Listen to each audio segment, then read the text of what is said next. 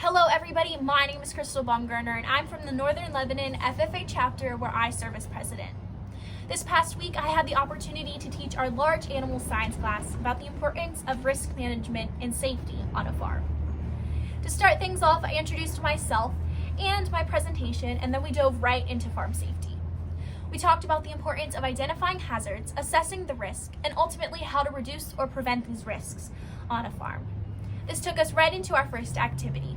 We identified 5 hazards on a farm, the risk involved, and how specifically each one would reduce that risk. The next thing, we dove right into identifying specific risks on activity worksheet 2. There were 6 different pictures depicting 6 different scenarios on a farm.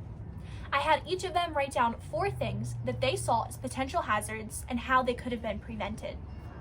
Then we went back to our PowerPoint presentation and took a look at them together.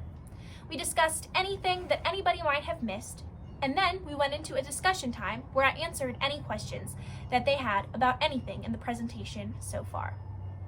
The next thing that I allowed them to do was choose which virtual farm tour they would like to tour to identify the risks and how that specific farm prevents these risks on their farm.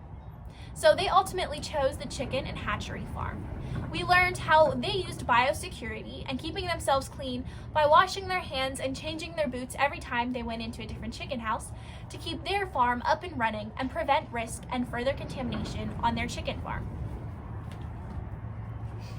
This lesson covered topics anywhere from crop farms with pesticides to silo fillings with heavy machinery.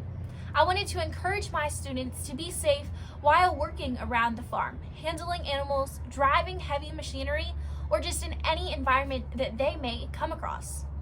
This was not only beneficial to my students, but to me.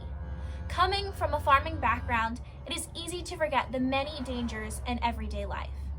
This was a great reminder to stay vigilant and alert in any situation and at all times, keeping myself and anyone that I work with safe and healthy on a farm.